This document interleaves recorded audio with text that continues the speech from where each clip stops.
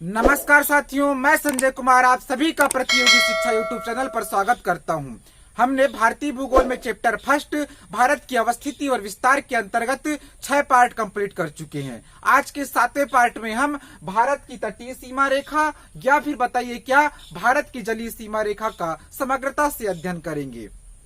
तो बताइए क्या भारत की तटीय सीमा रेखा या फिर भारत की जलीय सीमा रेखा भारत के एक राज्य गुजरात से प्रारंभ होती है और यहाँ से पूरी यात्रा करते हुए यहाँ से तमिलनाडु के ऊपर आंध्र प्रदेश से यात्रा करते हुए यदि हम जाएं तो भारत का एक राज्य मिलता है यहाँ पर पश्चिम बंगाल। तो यहाँ पर भारत की जो तटीय सीमा रेखा है वह समाप्त हो जाती है। तो बताइए क्या इस प्रकार से पूरी यहाँ से आप बैठेंगे, यदि कोई जहाज से बैठते हैं और इस तटीय सीमा रेखा की पूरी यात्रा करते हैं तो आपका जहाज कहाँ, पश्चिम बंगाल में जाने के बाद आपका जहाज बंद हो जाएगा। तो आप यदि पूरी यात्रा करते हैं तो आपको कुल कितने किलोमीटर की यात्रा तय करनी पड़ेगी। तो आप लोग लिखिएगा भारत की तटीय सीमा रेखा या फिर भारत की जलीय सीमा रेखा, फिर उसके बाद लिखिएगा भारत की तटीय सीमा रेखा या फिर भारत की जलीय सीमा रेखा की लंबाई कुल कितनी है। यहाँ से यहाँ तक यदि आप पूरी यात्रा करते हैं तो टोटल आप लोगों को 6100 किलोमीटर की यात्रा करनी पड़ेगी। 6100 किलोमीटर, कुछ किताबों में 6112 किलोमीटर या फिर बताइए क्या 6114 किलोमीटर लिखा हुआ है। तो वो बात क्या है कि यहाँ पर है गुजरात और यहाँ पाया जाता है कच्छ का रण या कच्छ की खाड़ी।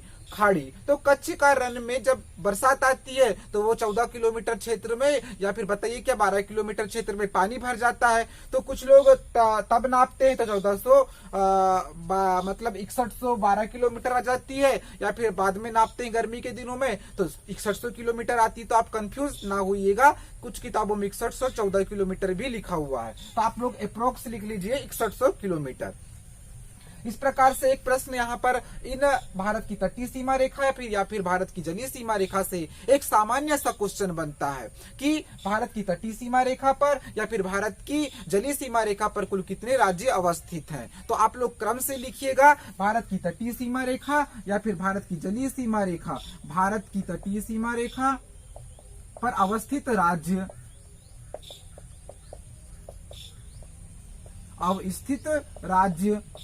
कौन कौन से राज्य हैं। सबसे पहला राज्य आपको यहाँ पर दिखेगा गुजरात। तो पहले नंबर पर लिखिएगा आप लोग गुजरात।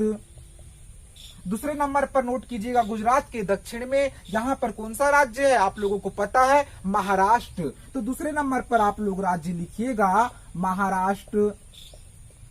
तीसरे नंबर पर नोट कीजिएगा महाराष्ट्र के दक्षिण में है एक छोटा सा राज्य गोवा। तो आप लोग तीसरे नंबर पर लिखिएगा गोवा। चौथे नंबर पर गोवा के दक्षिण में है कौन सा, बताइए क्या गोवा के दक्षिण में क्या है, कर्नाटक। चौथे नंबर पर लिखिएगा कर्नाटक। इसी प्रकार से पांचवें नंबर पर लिखिएगा कर्नाटक के दक्षिण में क्या है, केरला। तो पांचवें नंबर पर आप एक राज्य लिखिएगा केरला। छठवें नंबर पर आप लोग लिखिएगा क्या है, इसके पश्चिम में केरला के तमिलनाडु। देख लीजिए ये तो तमिलनाडु है अपना, तो तमिलनाडु। इसी प्रकार से आप 7वें नंबर पर लिखिएगा तमिलनाडु के उत्तर में जाएंगे थोड़ा सा तो क्या है भारत का एक राज्य, आंध्र प्रदेश। बहुत ही अच्छा राज्य है आंध्र प्रदेश। फिर आंध्र प्रदेश के बाद 8वें नंबर पर लिखिएगा संस्कृति से प्रधान कलिंग वाला राज्य हमारा ओडिशा।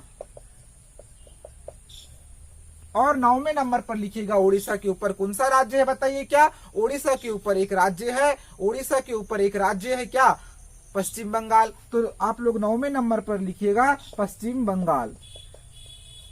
तो आप लोगों ने देखे कि इस प्रकार से कुल भारत की तटीय सीमा रेखा पर कुल कितने राज्य अवस्थित हैं, 9 राज्य। एक सामान्य सा प्रश्न पूछा जाता है कि भारत की तटीय सीमा रेखा पर या फिर भारत की जलीय सीमा रेखा पर कुल कितने राज्य अवस्थित हैं। तो आप लोग क्या आंसर बताएंगे, कुल 9 राज्य अवस्थित हैं और उनके नाम आप लोगों ने क्रमवार इस प्रकार से आशा करता हूं नोट कर लिए होंगे।